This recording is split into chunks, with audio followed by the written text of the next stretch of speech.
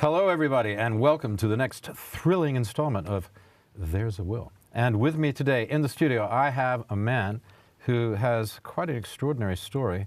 I won't say rags to riches, but certainly from communism to capitalism here in Poland. His name is Andrzej Senkowski, and we're very happy that he took some time out of his busy schedule to come in and talk to me and to you. Hi, welcome. Andrzej. Hi, thanks for the invitation. Thank you very much. Thank you very much. Thank you very much. Welcome. You're most welcome. That's my pleasure. Yeah, it's a nice day out today, and I'm glad that you were able to come. I know you're very busy. You run a pretty large business. Tell us a little bit about it. Oh, the business. Okay, it's a medium business. 550 employees. It's still a medium business. But this business is led, in my opinion, with passion. And this is the most important, but not only passion, also values. In my opinion, the values made all this, what I achieved with my team, possible. That's so you went from 2 employees in your kitchen. Oh, in fact, from one. In fact, from one that was just a secretary and me. You were like, maybe I can turn this into something. And now you have the big Polcar, which is the name of the business. It's one of the big auto parts companies in Europe, and based here outside of Warsaw. In fact, first inside, then outside because of the size. Yes, you had to go. Yeah. You used to have the office in Niepodległoście, Independence Boulevard. Yes, right? In the very beginning, near it was the radio in there? north of Warsaw. The first flat was even based in north of Warsaw. And which borough? That was 1986. And in Żoliborz? In Żoliborz. Żoliborz, my favorite 500 meters from the Wilson Square. Right. So Platz Wilsona, or Wilson Square, is named after Woodrow Wilson Churchill. One of my friends told me. Yes. Wilson Churchill. Yes, Wilson Churchill. Yeah, that's him. Do you know who this is named for? Yeah. I said no. Well, I think I think Wilson most Churchill. of Warsaw people doesn't know him so much. Of course, it's a long time ago. Woodrow Wilson, President of the United States, at the end of World War I. But anyway, this is a great area, the Żoliborz. You started there. Tell me a little bit about that. And then we're going to talk about the 80s and how you got there. But let's start with the business. What was it like? The business in 80s was absolutely amazing, just because we were the only company offering the full range of parts. So the spare parts were always needed, even today. Our advertisements offering full range on orders was a unique feature in the market. The only problem was I had no money. You had no money? Absolutely no money. What year was this? That was 86. 86. I have absolutely no money. I could hardly pay the rental, which was, if I remember well, $150. $150 rent? Yeah. For your flat that you For rented. the flat of being 44 square meters. So which is tiny. It's a studio flat today. This is a bigger. studio. Yeah. This is a studio. That was in fact two small rooms. Yeah. I found the idea that, in fact, if everything is forbidden, including sending money abroad, because during communism time, all the private companies could simply not send any money abroad.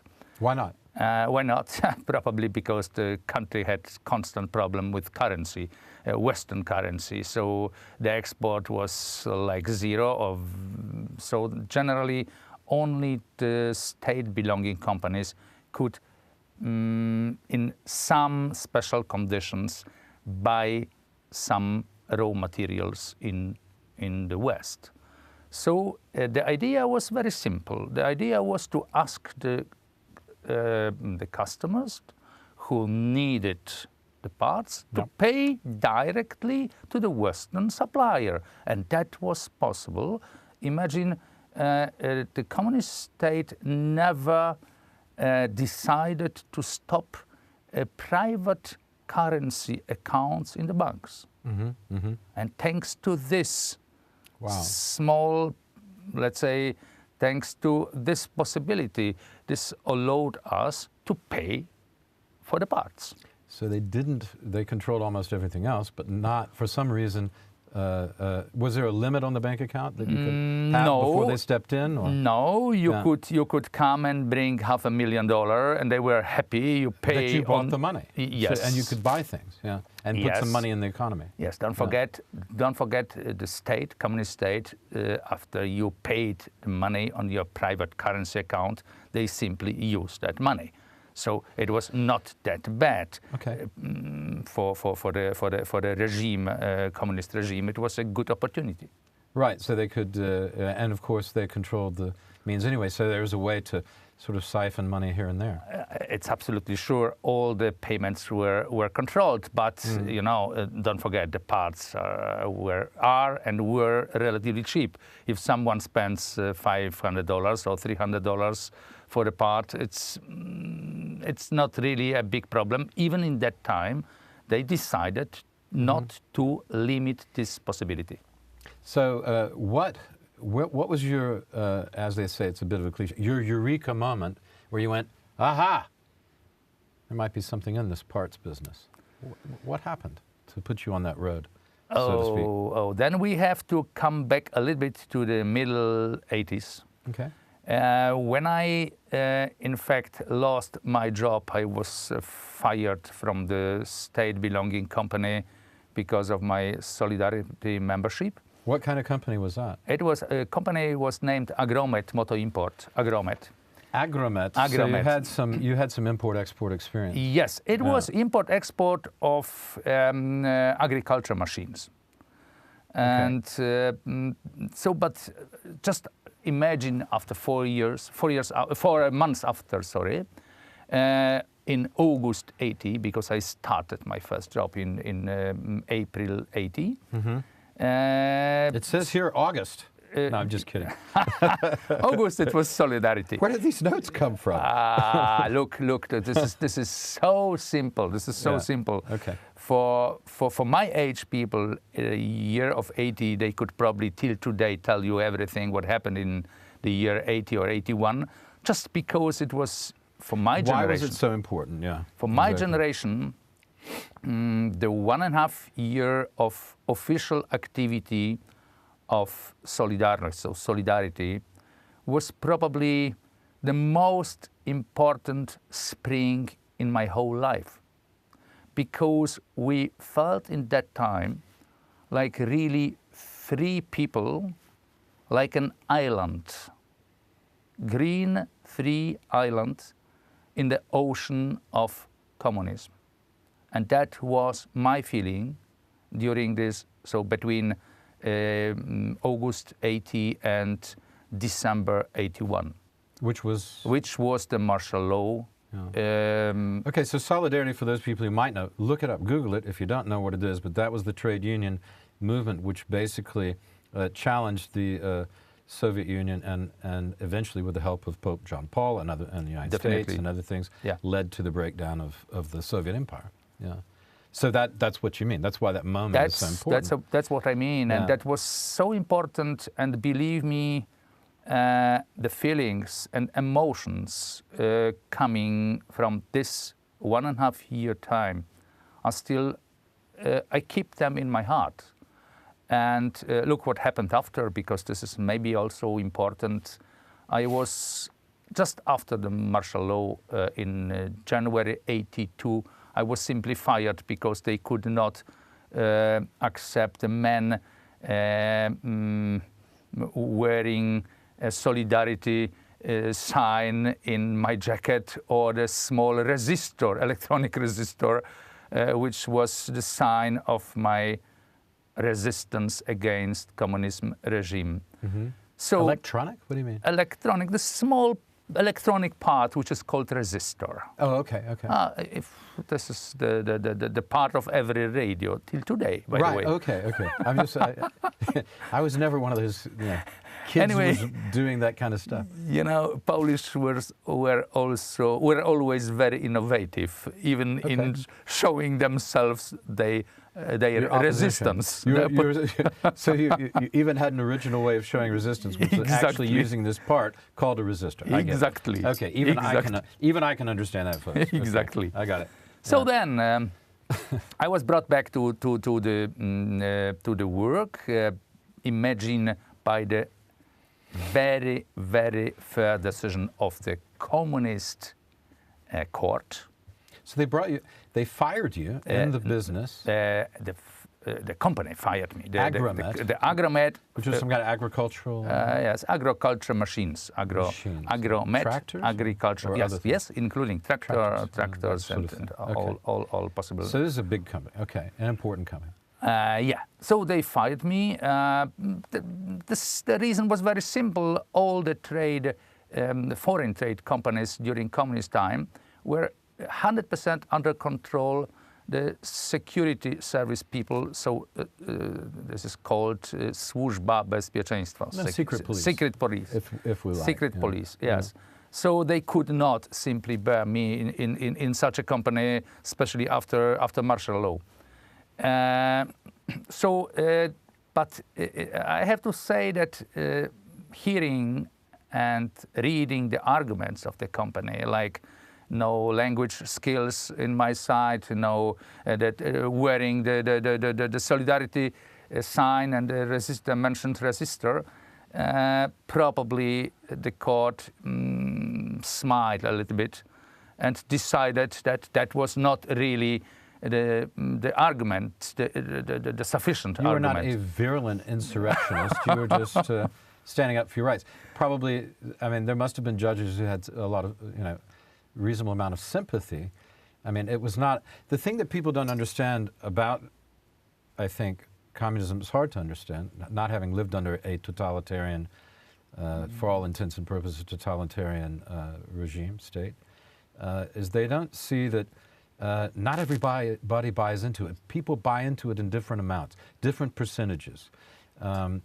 And it's not a uniform thing. If you're a judge, you're not necessarily 100%, with the government and the Russians and let's get them. Yeah. You might actually have sympathy with someone like yourself and then go, come on, and find a way to get you back, Okay, if you are talking already about this, then... Does that make sense? That makes sense, but we cannot say that all the judges were... So my idea, what I wanted to say is just to explain that the judges were simply different. There were also the judges who sentenced people before 17 of December 81. Which is when martial law started. The martial law was announced on 13 December, but the official documents were printed and announced on 17 December. So imagine could we, let's say, what could we say? How could we say about the judges who sentenced people before 17 of December 81? So the judges were not all the same. Mm-hmm. That was just the only thing I wanted to underline. Mm-hmm. So coming to they're human beings. Exactly. They're not machines. They're programs. Not machines, and not all the same. Yeah. Okay, 82, I was fired. Then after they brought me back, the court brought me back. The management of the company said, okay, if we have to employ you, it's okay, but you will always, till the end of your activity here, you will have the lowest salary possible. Mm-hmm.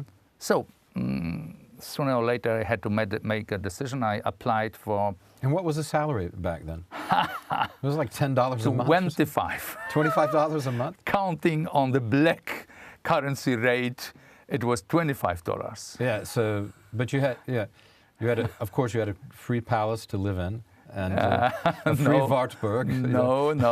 I had the Wartburg you had to pay for. I had a Fiat 125 in that time. And for the folks who don't know, we should put a picture of a Fiat 125. That is the small Fiat. right? No, That's the it's big a Fiat. bit big. It's That's a the bigger big Fiat. What's the It's small Fiat called? 126. 126. And that okay. was, by the way, my Yeah. first car. I bought it still being a student. So, but that is another No, but story. it's interesting because the Fiat 125, people need to know this was the European Car of the Year in about 1971 or two, wasn't it? Or Yes, 70. yes, that's true. Yeah. That's true. That's true. So it wasn't that horrible a car. Let's say early 70s. the horrible car. In fact, I didn't like it. But So somebody's just answer. Tell them you're on yeah, television. okay. Sorry. This is okay. Yeah.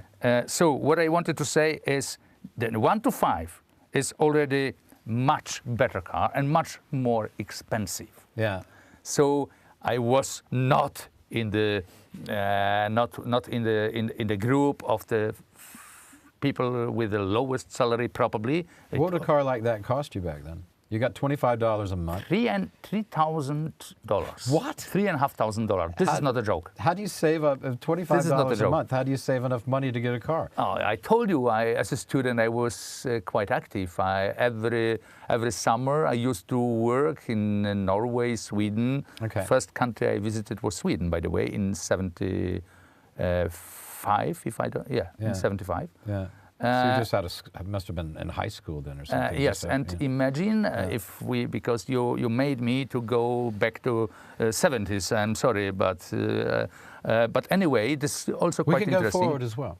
Yeah, eventually. Why not? Yeah. Why not? We can. Anyway, we can fast forward, rewind. Doesn't matter. I could earn in that time as a student $2,000 a month in Sweden, while my mother, as a lawyer, earned $40 a month.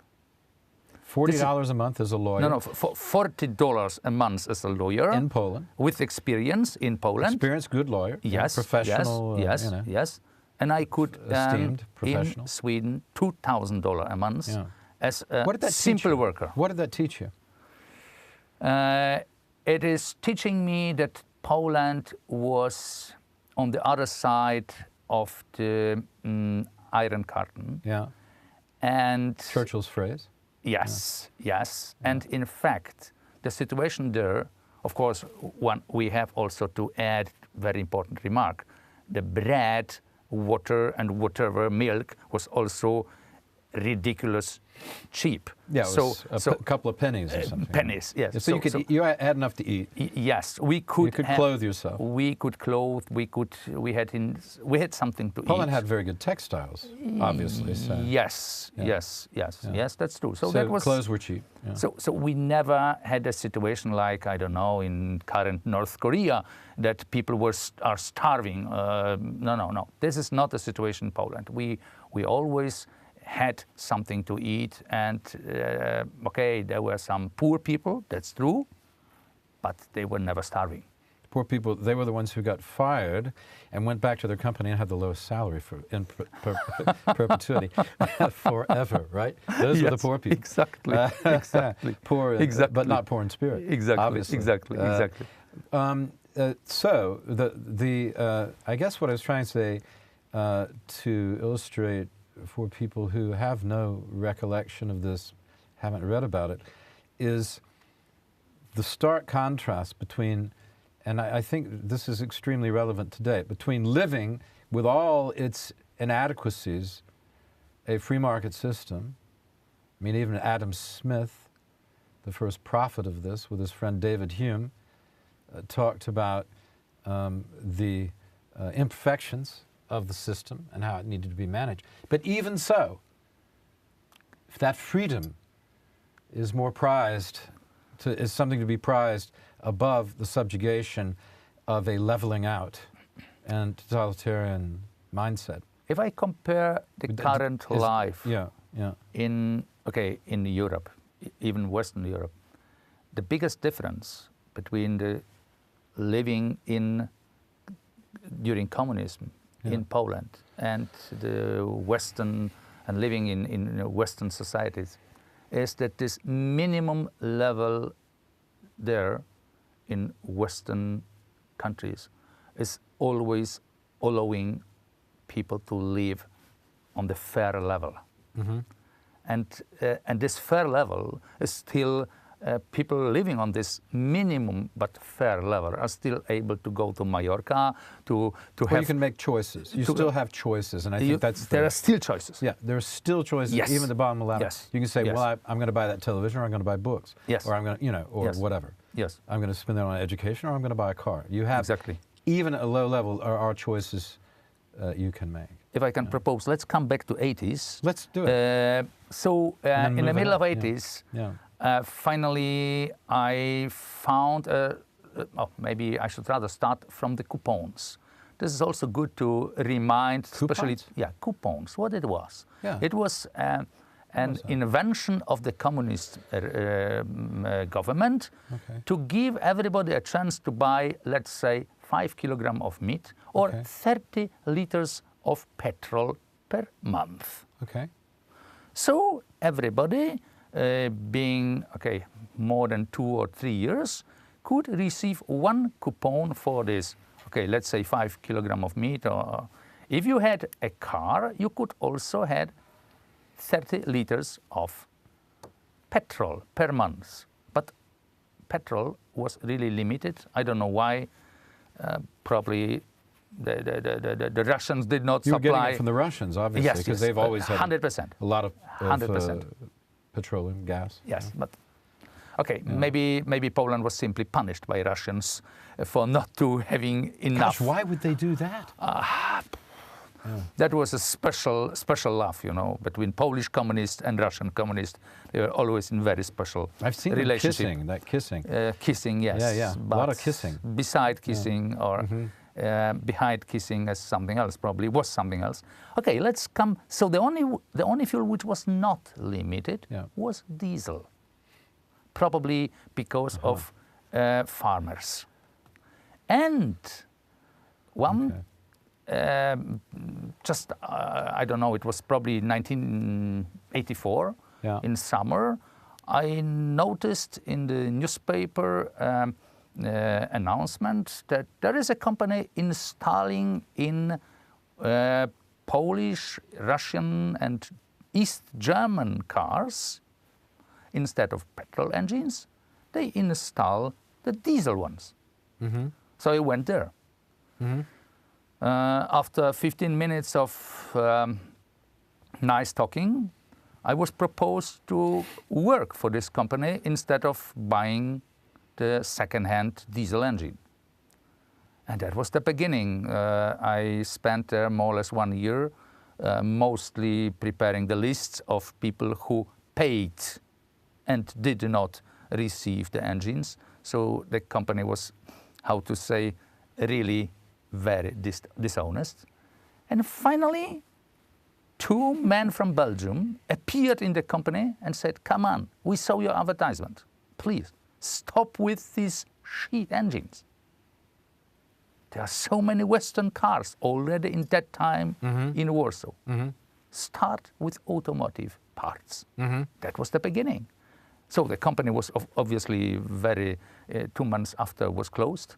I mean... Well, it says here that they weren't... They were not sending the engines, right? No, they were offering parts. Yeah. And even still being employed by this company, I managed to make real, honest profit to this company in that way that we performed 2 deliveries of parts, and that was the real profit. Yeah. So the company. How did that feel? After to actually in a private enterprise to create your first profit, that must be a different feeling. I mean, to Western people, it's obvious. You go to McDonald's, you create a profit, right? For yourself and for the company. Talking about this company where I was employed, we have to say that the owner had definitely profit into his private pocket because he stole all the money which was sent for the engines by the customers. So he had definitely profit. The only problem is the company was having no profit. What did that teach you? That teach me... Capitalism can be dangerous. That teach me... That, maybe Marx was right. maybe that taught me what I should not do in the future. Yeah, how not to run a company. How not to run the company. How not to treat your colleagues, Yes. how not to run Yes. a company, and Yes. This sort of smash and grab, the jewelry store window smash and grab is no long-term gain. Yeah. Exactly. So, in fact, the inventors of polka were these two Belgian people who did call me in the beginning of '86, please start your company. Start. You have to do it. Wow. And this is their achievement, that polka was established. Yeah, so this is fascinating stuff, going back and trying to look at those times and compare it to now. I mean, I find it very interesting to, having lived in countries with socialist here, Nicaragua, with socialist backgrounds for part of their history, Nicaragua, for example, Britain also, one of the first socialist economies, the Fabian Society, all that stuff that we have talked about privately before.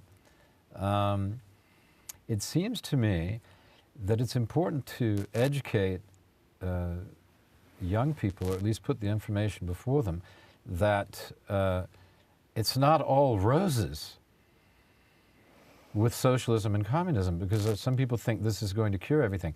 Nothing cures everything. Some systems are better than others because they give you what?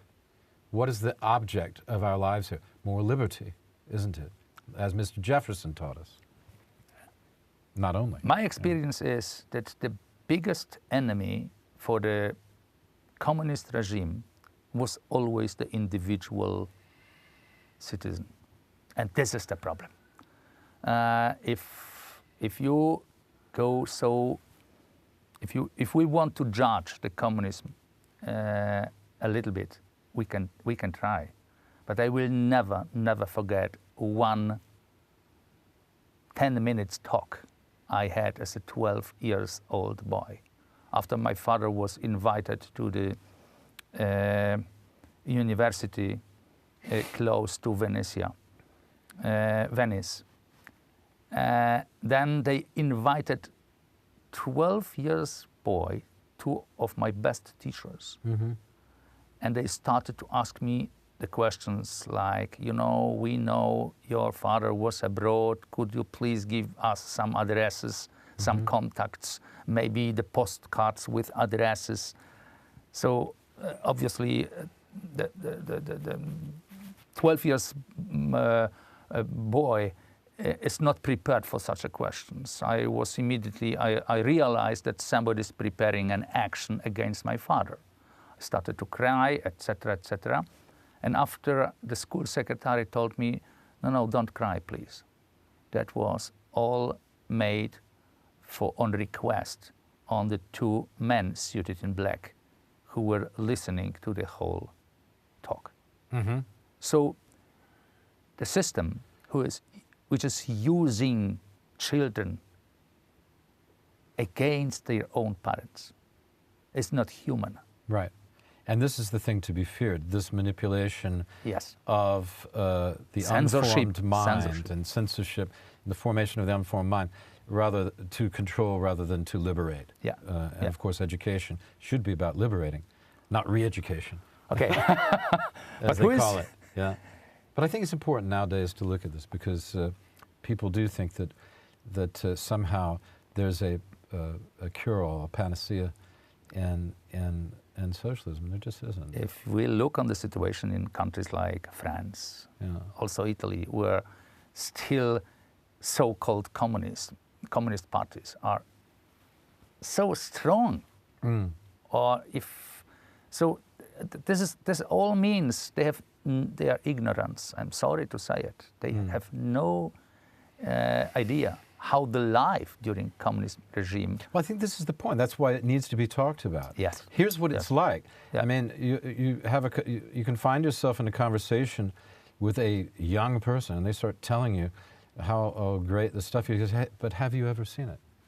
Do you know anyone? Have you ever lived in one of these countries? Have you ever stood in a queue? You know, have you ever done the paperwork? Have you ever watched a riot? You know, these sort of things. Is that really something you think you'd like? Fully agree. And the answer would probably be No. No, I would think. this Yeah. is only just theory for them. How do you get from, I mean, this is great background stuff about what it was like under communism, which is not talked about in this kind of colloquial way enough, I think. It should be in the common vocabulary. But how do you get from that point? What values? You talked about values right at the start Yeah. in your company. Yeah. And I think that's true about you from what I know about you. How do you get from that point of starting with the two Belgian guys and a small flat with 2 rooms, just to recap, in near Platz Wilsona in Jolibourg, to form an ethos? You got 500 some people working for you, a company which worth a whole lot of money and very successful. How do you get there? What is your philosophy? So first of all, we should talk about respect. I underline many times that this company was built on respect, but on 3 types of respect. First, to supplier, who must feel that this is the loyal customer, that we are the loyal customer. Second, the respect to employees, that their involvement, their engagement, all what they are doing for the company is respected and they will be treated well. Mm-hmm. And the third important respect is the respect to current customers. That means if we promise them exclusivity in a certain region, we don't create a new brand and sell the new brand to their neighbor. Mm-hmm. In competition with them. Exactly. Mm-hmm. So this respect, in And my trust. opinion, and Yeah. this respect, let's So say, the exact builds opposite of what you the get under communism. Yeah. Exactly the opposite. Exactly. Do you the think that was opposite. a reaction, a natural reaction of yours? To those things are so important to you because you, from what we've been talking about, saw so little of that in the 70s and 80s, You know what? I don't know. early 80s anyway. But maybe this is also connected with my father, who died when I was 16 in 72. Then I had a very, very important to me sentence. One of my friends, who was the priest, told me, please remember for your whole life, if you see a pig, make everything for not to be 2 of them. And I believe that Don't wallow with the pigs, I think. We say something like Yes. that. Don't get down with them. Yeah, yeah. But the problem My is, grandmother used to say that. if I want to be fair, probably this fair behavior will come back to me, and I strongly believe it is like that. So, thanks to this, I think there are not many companies who Yeah. may say that the employees who started with me in the end of 80s, beginning of 90s, are still with me till today. One of them is already in pension. But come on, he cannot leave. He cannot go on without Polkar. He still comes 2 or 3. Works. Yes, 2 or 3 days a week he comes and works. Yeah. So is this not the best example that these employees treat this company like their own company? And this is the achievement, in my personal opinion. It's not the money. It's not because we were talking. We were talking inside the company about targets. But if the only target is money, then you are bored. Why? Because there is a day when you have already money. So where is your target? It is gone with the wind. It's building something, isn't it? Yeah. It's building something, and building it's almost like being a football coach. I was thinking American football coach. You got your team, Yes, and everybody's a part of the team, and you can't do it without the team. But it must be like this. Yeah. The company Yeah. is a team. Sure it is. Yeah. So you have to be a good coach. When you I don't know if I am, but well, you have to try to be. I'm not trying to put you on the spot. You know? Yes. You say, "Oh yes, I'm wonderful." That's not my point. I keep on trying whole my life to be like this. And okay, what else? We decided to develop in quite narrow range of parts. That was already decided in middle of 90s.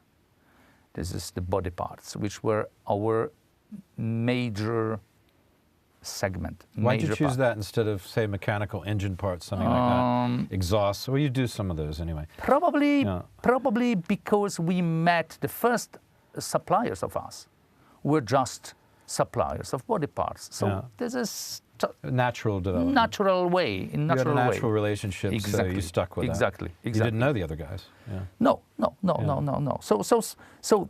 So first, this, let's say, focusing ourselves on some narrow field. This, in fact, help us to grow and help us to achieve one of the leading positions in Europe in body parts business. Right. Yes. I'm talking in Europe because this is the fact. When did your company become a sort of, use the word player, an important company in this business in Europe? What sort of time was that when you got to that stage? I believe this is more or less after 2000. So it's been a while. Yeah. Yes, after 2000. It was not being done automatically. No, absolutely not. So the next thing, the next feature, which I find very important, is to be different, because how are you different? We are different by offering wider choice, by telling the truth about what is in the box. Mm-hmm. It means the others sell numbers, having no knowledge what is inside the box. And we say, come on, here you have 5 boxes, 5 reference numbers, but inside of this is original product, this is the technology of this product, this is made of this raw material, the other raw material, etc. So transparency. Transparency. Just clarity. Yes. Yeah. And this transparency is it has appeared already a few years ago, many years ago, that this is we are the unique company with this kind of transparency in the market. And I would say maybe this is the most important, the last feature. This is the company, the owner, the employees, the management has to be passionate in the business. Otherwise, they get bored after 2-3 years. If this job you are doing, whatever you do, if you are a film producer or whatever, if this job is a passion for you, there is a huge chance you achieve success. Well, thank you very much, Andrzej, for coming in. It's been thank you very much. Great to have you. Thank you very much. It was a pleasure. I mean, I feel like we just started. But now we've got Is it really already half an hour? You can come back. You can come back. Yeah. We'll come back. Maybe we'll do a panel of some interesting people. We'll talk about Brexit or something. You know? Why not? Crazy. Why not? Some of my English friends want to come on and talk about that. So yeah. Thank you very much, Will, once again. I really enjoyed it. It was a pleasure. Thank you very much to Andrzej Senkowski, and boy, that was a school for me anyway. So that's goodbye from us. Goodbye till next time. Stay tuned. And I want to thank Andrzej once again. Okay. Thanks a lot. See you next time.